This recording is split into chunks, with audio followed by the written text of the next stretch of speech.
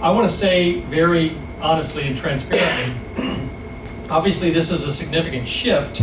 When I was preparing for this trip and realized we were going to have all these sea days as we approached Alaska, I felt that it was important that I do some talks about where we're headed and not just everything about where we came from. And so I've shifted from the Asia focus, starting today, to much more of Alaska focus. I will confess right up front, I never try to say I know something I don't. I have far more knowledge and expertise about the Asia topics than I do about the Alaska topics. But hopefully what I've prepared for you, knowing that this is, as we approach Alaska, this will be interesting and informative to you. So, but I confess up front that this is not as much my area of knowledge as some of the previous things we did.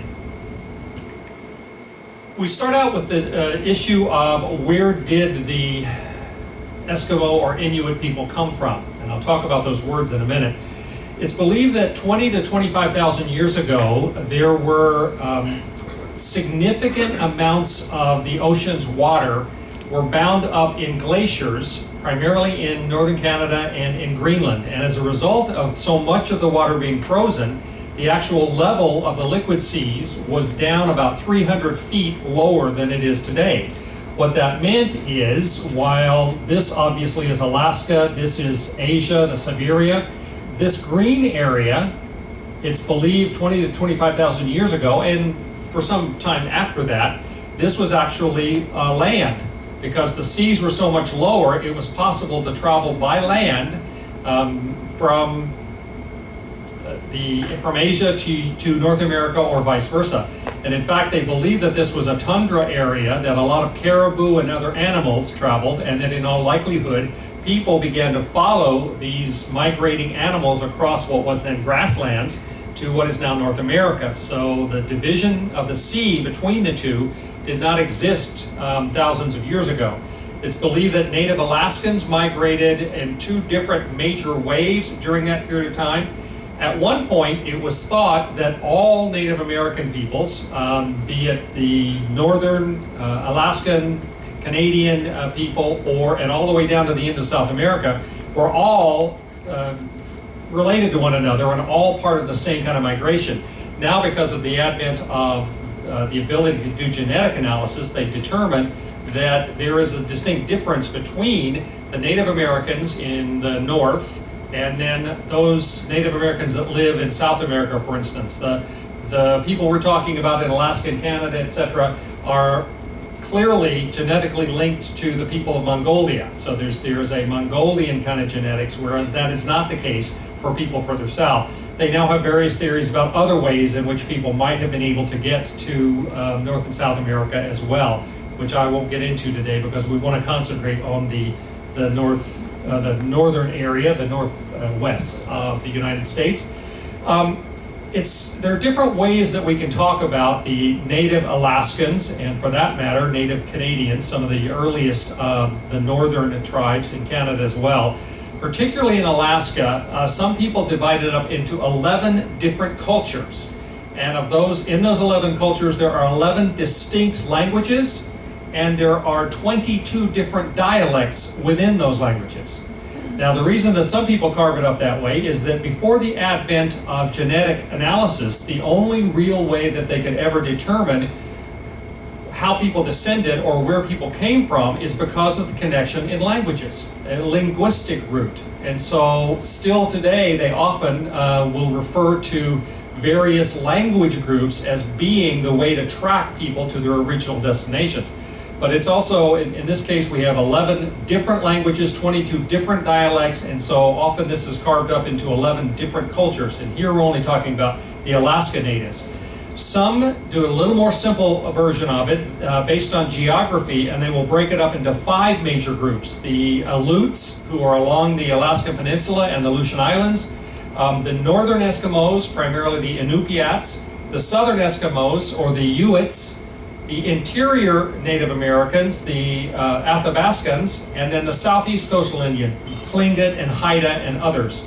We'll talk about those a little bit as we go along. About the name Eskimo.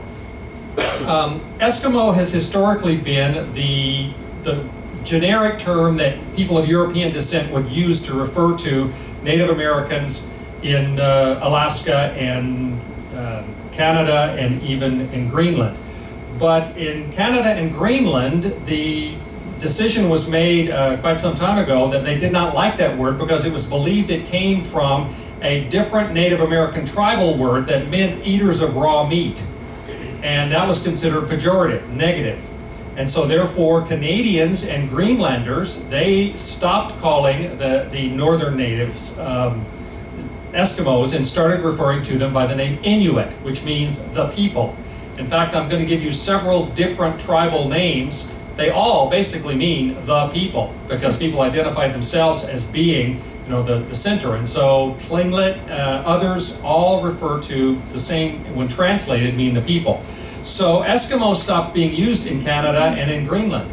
But in Alaska, they do not use the same language. Inuit has no meaning in the languages, the various languages that are used in Alaska. And so the Alaskan native tribes still prefer to be referred to as Eskimo.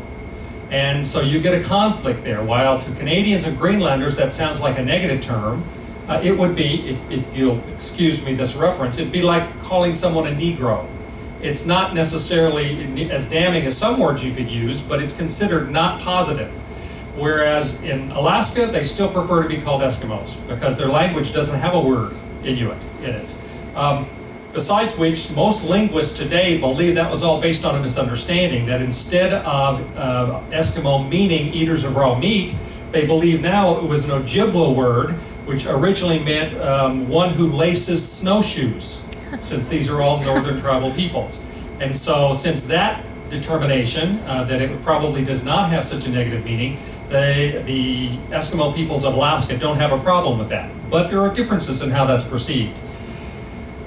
When you look at the Eskimo and even Inuit people, particularly of Alaska, and I'm focusing on Alaska here, there are several different developments of cultures. Once they migrated across this, the land that used to be across the Bering Strait, and they even have a name for that, it's called Beringia. Beringia was considered the land mass that used to exist when the seas were 300 feet lower than they are now. Initially, they had a culture called the Denbigh culture, which dealt with flint blades. They developed skin boats. They used bows and arrows. They were accustomed both to the sea and to the snowlands. And so in the snowlands, it's believed that early Denbigh culture were responsible for creating snow houses, igloos, that they learned the initial way to adapt to the frozen north when they came across from Asia. The Denbigh culture eventually developed into what's called the Dorset tradition, where they started building small square houses, and in most cases in the colder areas of Alaska and parts of Canada and Greenland as well, they tend to dig out pits and build their houses partially submerged, or not submerged, partially subterranean, because that helps insulate them, and you get some warmth from the ground. And then they would use whalebone or other driftwood, other kinds of things, whatever was available to them, to put over that. And then in warmer weather, they would cut sod and put sod and grasses and things on top of that so that they would be insulated. The Dorset culture is the first tradition that we know of that did that. They were fairly small houses. They tended to be like 150 square feet, and as many as 8 or 10 people would live in a structure that size. If you can imagine, sharing the bathroom. But they didn't have bathrooms inside anyway. So they primarily focused on, again, sea and land mammals. They would hunt seal, walrus, caribou, whale. There's whaling, if you can imagine. They had skin boats, and one type of boat that they developed during this Dorset culture was perhaps 15 to 25 feet long, open skin boat, and they would go out whale hunting in these. I think Paul, when he talks about kayaks, he may talk a little bit about the early use even of kayaks for whaling and how amazing it was that they were willing to take that on, because it's a fairly dangerous activity. That Dorset culture then developed into what's called the Norton culture and the Thule culture, in which they started using more sleds to traverse the earth areas, the snow areas. They began the use of dogs to pull them. They developed smaller boats, kayaks. They developed things like harpoons for hunting, and most of these groups were all considered, anthropologically speaking, as central-based wanderers, which means they would have a central base that they would work from, especially in the wintertime, when they needed to really be concerned about protecting themselves from the environment. But then they would have different seasons that they would go out from there and hunting. In fact, their seasons were not based upon the weather. Their seasons were defined by the animals that they hunted at each time. There was a seal season, a caribou season, a whale season, and then a season in which they focused more on birds and bird eggs and salmon and things of that sort. And so their seasonal activities, of course it was driven by the weather, but they primarily oriented them around the various kind of animals that were most available and that they would hunt during those periods of time. Typically a hunting party would be 20 to 50 people in that time, and they would almost always be part of a family or a clan group. This map will give you some of the major people groups that exist in Alaska. There is in the north the Inupiaq, which I'm going to talk about. You have the Yupik, and also the Kupik is another language group, but they're part of the same group here, and they are related to the St. Lawrence Island Yupik. You have the Athabascan, who are more the inland of Alaska and over into Canada as well. You have the Supiaq, which are also known as Aleuts. It gets very confusing. If I haven't already confused you, I could if I tried. The Aleuts, there is a Siberian Aleut group of tribes, and then there is an Alaskan Aleut group that's called Aleut, from a Russian word for it. They are not connected, but we will refer to them as Aleuts for the sake of ease. And then there are 4 tribes here along the coastline as it leads on the western edge of Canada. The Tlingit we'll primarily talk about, but the Eyak, the Haida, and Tsimshian are all different people groups. Now remember, within these groups, there are 11 major language families and 22 different dialects. So I really am trying to simplify this for you and helping you understand what we're talking about here.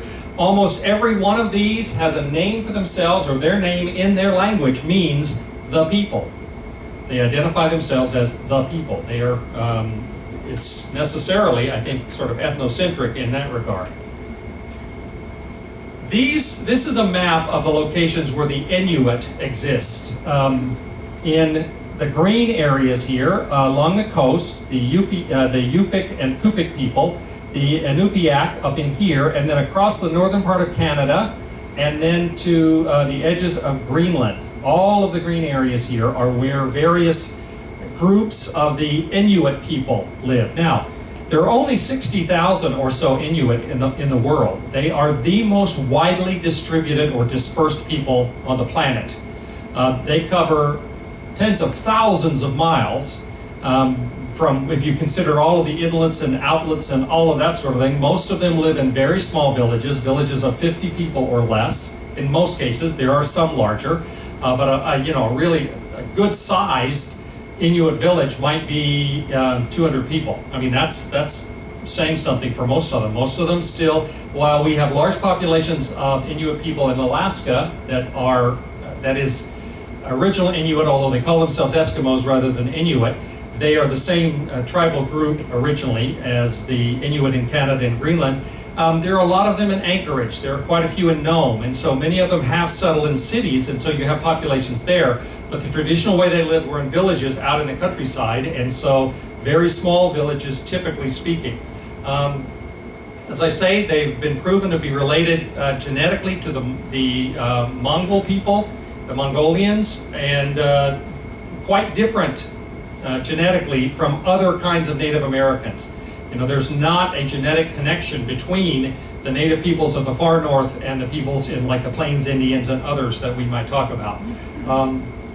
Now, the first contact, you can divide the history of the northern Native Americans is probably how I'll refer to them at this point, so I stay away from that whole Inuit-Eskimo kind of difference. But the history of all the northern native tribes can pretty much be drawn on one side or the other of the contact that they had with Europeans. That's the fundamental thing that changed. Prior to that, the northern native tribes had lived consistently for thousands and thousands of years. There are some people still today that still live according to those ancient traditions, and there's very little difference between how modern people who live in northern native villages and ancient peoples live. They still follow a lot of the same traditions, but the majority of them, of course, have been seriously affected by that. The first contact that we have any indication of was a reference in the 900s in Greenland, where the Vikings came across these natives that were living in Greenland.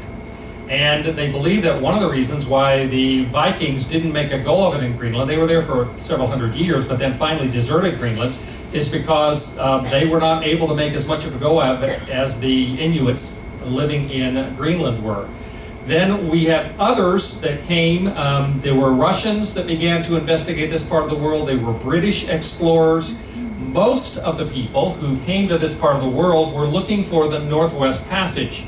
When I talk about the Russians, I'm going to talk a little bit about these passages, but the idea that you could sail across here and get to Asia, which is where everybody wanted to go. Remember, that's what Christopher Columbus was looking for. He thought that he had discovered India and the spice areas of the world, the places they wanted to trade in. That's why he called the Native Americans that he met Indians. So everybody was looking for a way through this, and they considered the Arctic region up here to be a barrier. At first, they did not realize the wealth that it could provide in terms of animal, whale, seal, fur, from other animals, etc. And so initially, there was just a sense in which, how do we get around all this? Then in the 1850s, they began to wake up to the fact that whale hunting and fur seal hunting and that sort of thing had a potential significant economic benefit. And so you started to get Europeans, both British, New Englanders, and Russians further south coming into this area. And again, at first it was New England and Britain and Russia, but then they eventually grew the industry enough that it was based in San Francisco. And they began to send whaling ships up. Many of them would winter over in ports in the north in order to be there at key times. And at that point, they began to have a serious negative effect on the northern native tribal culture.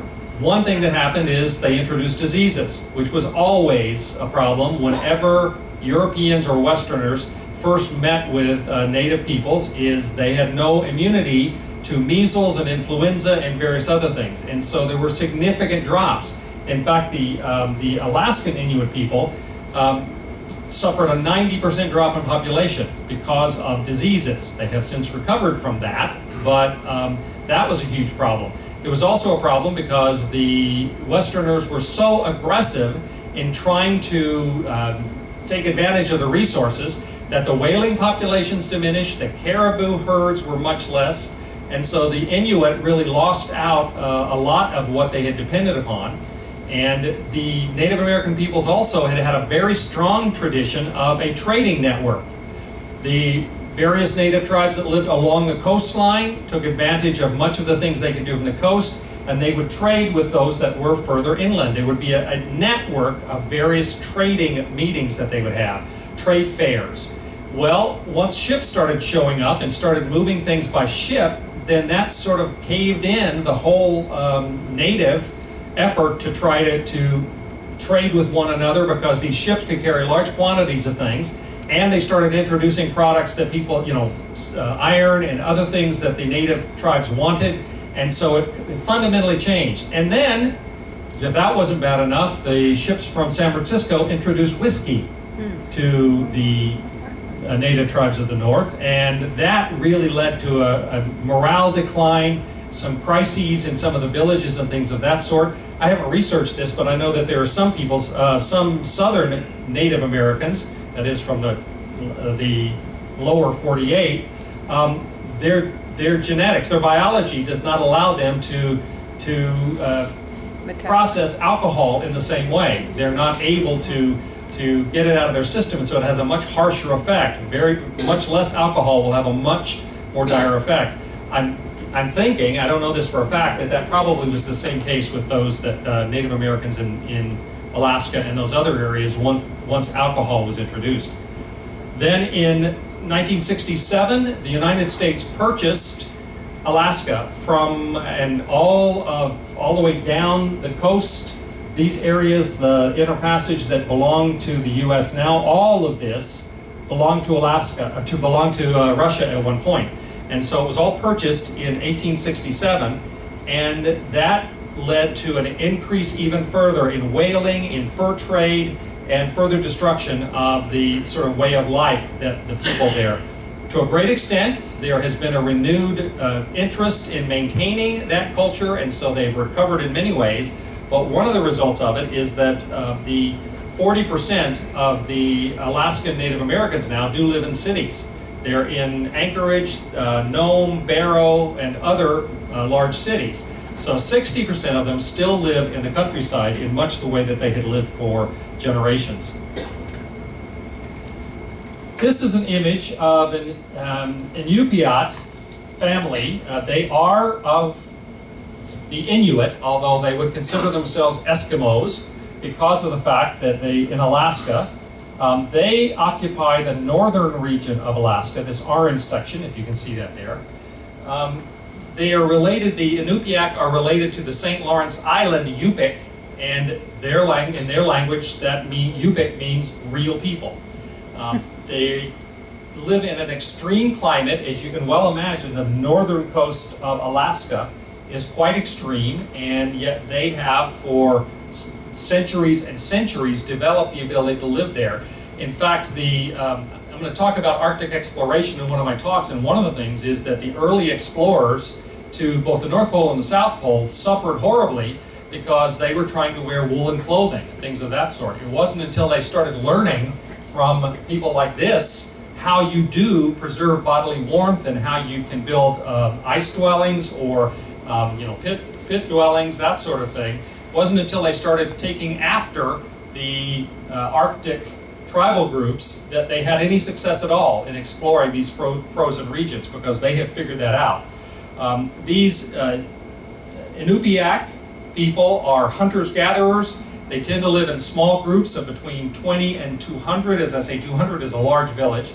They are related as family members in most villages, and their life has evolved around hunting: whale, walrus, seal, polar bear, caribou, fishing of various kinds, especially salmon, which of course in the Northwest there are a number of different kinds of salmon, and then also the catching of birds and collecting of bird eggs. So all of this is their hunter-gathering kind of approach. Again, their homes are semi-subterranean. They will dig down and then build a cover over it. They will have tunnel entrances into their homes in order to trap the cold air out. Most of the native groups in the northern regions do have that design, where you have to go down in order to get up into the home in order to keep the heat in. They'll use seal lamps for lighting and heat and cooking. Their hunting groups, again, tend to be 8 to 12 when they go out. Some of the villages will have common houses that they work in so that all the people can work together without having to take the room from their homes for that. They developed a kayak. They developed open skin boats, as I said, 15 to 25 feet. Interestingly, on their clothing, they will wear several layers of clothing, but they have a very distinct approach to it. They'll wear an inner layer and an outer layer. The inner layer has the fur on the inside, and it usually will be from fur seals or other fur-bearing animals, whatever they is available. The outer layer will have the fur on the outside. And then if they are along the coast, if there's any danger of them being wet, they actually will take walrus or seal intestines, whale or seal sea intestines, turn it inside out, scrape it, and use that as an exterior waterproof membrane to keep from getting wet. They are masters of sewing so that they can sew watertight seams, even in fur, and they are the experts on how to live in this kind of cold and wet climate. They have a distinct set of beliefs. They believe in reincarnation, and so any babies that are born are named after deceased relatives. And The clans in these people will consider that those names belong to their clan, and so they are passed on. They believe that people and animals get reincarnated, and whenever a person or an animal, like if they kill an animal for food, they have very distinctive kind of ritual ceremony in order to allow that animal to be released, the spirit of that animal to be released, so that they can then be regenerated and come back so that they can assist the tribe in the future. So they have very distinctive kind of processes. I'm going to talk a little bit more about some of those when I talk about some of the other peoples. The Yupik and Inupiaq people also are related to the Inuit. They are on the southwestern coast, down here, of Alaska. They are named, the Yupik and Inupiaq people are named for two of the dialects that they use. They exist by subsistence fishing, hunting, and gathering. They are very mobile, one of the most mobile. They move probably more than any other tribal groups. And I'm just going to try to give you some of the interesting things that are unique about each of these. In the case of the Yupik and Inupiaq people, all the men live together in a communal house called Huasquic. And they live together. As soon as a boy is old enough to leave his mother, he leaves the ina, which is where the ina is where the women live, and girls, and he will go over and live with the men in the men's communal house. And there, all of the men live together, they eat together, bathe, sleep, and they learn to be men. They teach hunting. They teach the tradition of the elders. This is intended to be able to pass on the history because that's so important to them. The women still do all the cooking, but then have to deliver the food to the men's communal lodge for them to eat there. The cultural roles are based upon gender very strongly, but also upon skills. Almost always the leaders of the tribes, of the Yupik and Inupiaq, are the best hunters. And interestingly, in terms of the spiritual side, they will have both good shaman and evil shaman are considered necessary parts of their culture. A good shaman is the one you go to bless you for the hunt, or to bless a new harpoon, or some tool that you have. A bad shaman you go to in order to cast spells against someone who has offended you, or an enemy clan that is trying to take away part of your fishing area or whatever else. So they have both good and evil. The area that they live in is about the size of Oregon. It's between the Yukon and Kuskokwim rivers, and there are 56 villages, plus a central area called the Bethel, which is the central hub. There are about 23,000 of these people. Many of them, again, live in Fairbanks, in Anchorage, and other major cities.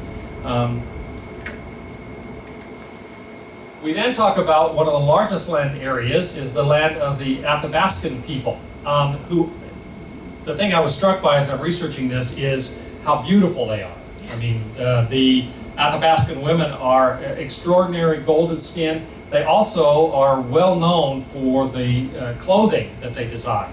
The fur clothing and various other things are very popular, a lot of beaded things as well. The Athabascan people, their name, they call themselves the Dina, and Dina means the people. They have 11 different languages, and they tend to migrate seasonally. They will migrate based upon fishing, hunting, trapping. There is a huge value among the Athabascan people, or the Dina people, in sharing your skills, in sharing the resources that you have, in sharing the food. In addition to skins, because they live off the coast, they tend to use wood a lot more than some of the coastal peoples do. They will use birch and cottonwood, even working it into their clothing, patches of birch bark and things. The Athabascan are one of the northern tribal peoples that have what are called potlatches. You may have heard that word before. A potlatch is usually thought of as being a sharing of the wealth, is how it's usually defined, where people from the various tribes will get together and they will share wealth, they will celebrate, but when they share, part of the wealth they're sharing is their memories. They will share the history, the tradition of the elders, all of the things from their past history. They also have special potlatches, like a memorial potlatch when someone dies. Every person in the village has an important role, whether they are a great hunter or a fast runner or whatever their role may be. everyone is considered a vital part of the village. And when one dies, they will gather together to celebrate the life of that person, to share in the grieving process. And interestingly, they see food, whenever they have a memorial potlatch especially, food and water, song and dance, and fire are critical to them. They say food and water nourishes the body, song and dance nourishes the spirit, and fire is their connection to the spiritual world. For instance, one of the things that they will do, they focus, as I mentioned earlier, on freeing the spirit or the yega of the person who has died, or the animal, but in a person especially, they need to free the spirit of that person for the next part of their journey in a different world. And so they will, one of the things in the potlatch is the family of the deceased member will especially give gifts to everyone who comes. The idea is that by doing so, they ensure that they have paid off any earthly debts that the dead family member might have had. And that is part of freeing the yega, the spirit of that person, to have no more earthly debts. But then they also will burn food, traditional foods, in a fire, because by doing so, that food then becomes available to the spirit of the deceased one who is beginning their journey. It will strengthen them for that journey. Interestingly enough, like several of the northern tribal groups, the Athabascan are matrilineal. In other words, they are a female-led clan group. The center is the woman. Usually a woman and her brother will make up the core of the clan. When a man marries a woman, he leaves his clan and comes and lives with his wife's family and becomes hunting partner, usually for life, with his wife's brother. And then when they bear children, the wife's brother has the responsibility for training the children in the culture of the people and in the tradition and history and teaching them to hunt and all of that. So they are very much bound together. The woman, her brother, her husband, their children, there's a lot of interlinking there. And all of the inheritance comes through the mother. It is a matrilineal rather than patrilineal culture. And that carries through with several of the others, like the Tlingit people as well, which I mentioned now. Now the Tlingit are primarily down here in this lower area, the Inner Passage kind of area that some of you may have visited before. And they're really, in addition to the Tlingit people, they're the Haida, the Inupiaq, and the Tsimshian. Whenever you put T's and S's together, it's hard to pronounce. So these people live along the northwest coast. They sometimes are referred to as a northwest coastal culture. The word Tlingit in their language means the people. The people, in every case. They live more in a rainforest, coastal waters, and beaches. They are famous for their art. In fact, we lived in Seattle, and you see a lot of this, the Thunderbird. You'll see a lot of this kind of art. The Tlingit people and the Haida as well are well known for their arts. They are the ones that carve totem poles, because they're interesting in that they are split into two halves as a culture. They have eagle and raven are the two major what are called moieties. Within each of those, and they're all related to one another, and in fact, a proper marriage in the Tlingit culture should be between a man or woman from the eagle side marrying a man or woman from the raven side. It's not like they're divided. They're always intermarrying and sharing together. Underneath those moieties, eagle or raven, they also have clans, and then they have tribal houses as well. When a person, again, it is matrilineal. When a person introduces themselves in the Tlingit culture, they will tell you their name. They will say they are of the eagle moiety, and that they are of a particular clan. All of that is their mother's side. And then they will say, and they are a child of their father's clan. But the primary identification is matrilineal. The inheritance that they receive in terms of name, in terms of the right to use certain animal symbols, the crest, etc., is all matrilineal. So the mother is the focus of all of that. They strongly emphasize, and this is reflected in a lot of their art. A lot of their art has spiritual meaning. The totems, for instance. Every clan will have a totem. They may be of the eagle moiety, but they will have a totem like a salmon or an owl or something else beneath that, and they associate with that. And those are reflected on the various totem poles and the other symbols that they use. They believe that animals have spirits, that those spirits are connected to us. There's a close connection between the physical and spiritual worlds, not only of humans, but of animals as well. They also have what are called potlatches, and typically they will gather together to share their history, the meaning of their various animal symbols and crests, to explain to remind one another and to explain to young people what all this represents and why this is important for them. They will share stories of their ancestors. Interestingly, the Tlingit, when Russia sold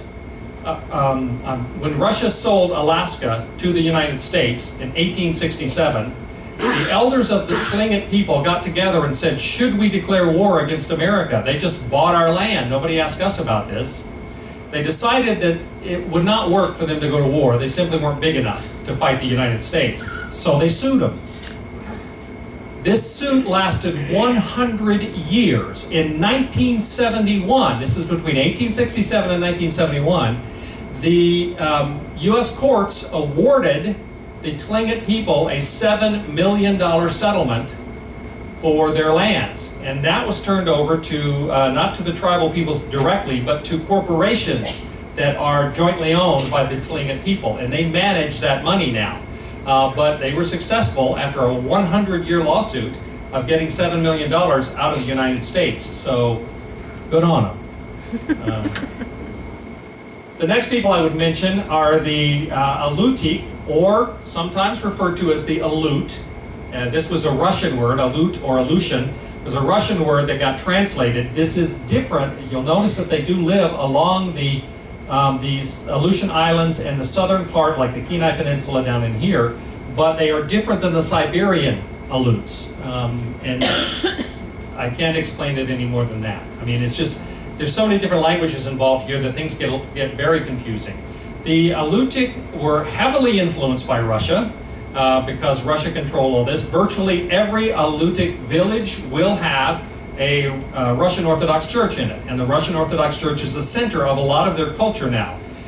They tend to, every village will have their own areas that are designated for them to harvest seals, sea lions, halibut, birds, plants, and even driftwood, so that they respect one another's boundaries in that regard. They too live in semi-subterranean houses, but the difference is, instead of entering them through tunnels, they typically will have a ladder that they climb in through a hole in the roof. So there's a difference in that design. They tend to have a lot of tattoos and piercing. Now, whether that's permanent or temporary, I don't know, but they often do have permanent tattoos because they believe tattoos are pleasing to the spirits and they drive away evil. They also will do a lot of body piercing, especially around their nose, their lips, and their ears, because they believe evil spirits can enter them through into them through the orifices of their body, and the piercings prevent that, and so it protects them from that. There are about 13,000 of the Aleutiq people, or Aleut people, in about 60 villages. They're also called the Inupiaq, or the Unangaks. Every one of these people groups has multiple names, and it can get very complicated. This is an image of an Aleut paddling a kayak, and which they have smaller boats, larger boats. Kayak is a word that comes from the languages of the north, and in this case, it's called a bidarka. Is what their particular name for it. Kayak comes from a different language, but it's the same thing. And in the background, you see an anchored Russian ship near St. Paul Island. So this is a very, very quick introduction to some of the people groups and some of the unique aspects. I mean, there are some things about them, like the matrilineal lineage, the inheritance, the division into various groups based upon the eagle or raven, the various kinds of clan totems and that sort of thing are really fascinating. And those things get reflected in the art that they use in various areas. And in every case, their lifestyle, their culture is built around the various animals especially, but the various products that are available to them, that their migration patterns, their tools and activities are all oriented around what's necessary for them to be able to survive in a very inhospitable environment. Paul, do you have anything to say to that? You are from Alaska. I have two questions I'd like to ask that. Sure. As a kayak guy, would you know the approximate dates of the invention and where of the kayak? The kayak. The first record that I saw of it was in the after the Denby culture. So, but I couldn't give you a date. Do you have information about that? I thought it was 4,000 BC or so. Yeah, it very could. Yeah, it could be. Very. The second question I have is I have limited information about looking this stuff up. One of the things I thought was very interesting is that the Inuit invented it, and they would go out in teams of they would have they'd have a tandem of people kayaking, and then somebody in the middle with a harpoon. Right. None of which could swim. Yeah. Nobody can swim. None of them could swim with the idea that, well, if you go in the water, you're dying anyway, so why learn to swim? Yeah. Is that Well, you shared that with us the other day, and that's I haven't seen anything different than that. But the idea that, again, whaling is very dangerous. I mean, it was dangerous for like the New England whalers when they had large ships, and they, the boats they would go out and harpoon were long wooden ships. These guys would go out in a skin boat, just three of them, two paddlers and a guy with a harpoon, and they couldn't swim. You don't learn how to swim when the water temperature is such that if you're in it for more than a few minutes, your muscles are going to freeze up and you're going to die. So they didn't learn to swim, and yet they would go whaling. So. the other thing I find interesting in this area is if you go to land here, I challenge anybody to find a tree. Find a tree, right? Thousands of miles. There are not trees on these islands. Exactly. They're building these wooden boats all from driftwood. Yeah, that's very true. Much of this area, in fact, like there are sections of where the Inupiaq live, between the Yukon, in an area the size of Oregon, and most people describe it as a wasteland because it's frozen tundra for the most part, and there are no trees. It's only once the people there look at it and they see the potential. They know the animals, they know the migrations, they know what the possibilities are. But for the most part, most of us would look at that and go, holy moly, how can anybody possibly live here? Because there are no trees, for instance, in that area. That's why I made a distinction that the Tlingit and some of the others that do live in areas that have forests, they will do much more with wood. They're the ones that have the totem poles and that sort of thing. So, other questions? Again, I confess up front that I'm not an expert on this area. Paul knows much more than I do. He's on the expedition team. Yes? What are the similarities, if any, between the burial rituals that they've had? The burial rituals. Well, I do know that when they bury, because they have a belief in an afterlife, they believe everyone is reincarnated, that the spirits go on to the next life, then they would typically be concerned with having some tools for them to use, but they didn't really emphasize that very much. They didn't do a lot of tomb kinds of things, as I understand it. They would be much simpler burials. So I don't think that they had, plus the fact that when you live in a place where the ground is frozen most of the time, tombs are not a great idea. So I don't have a better answer than that. Paul?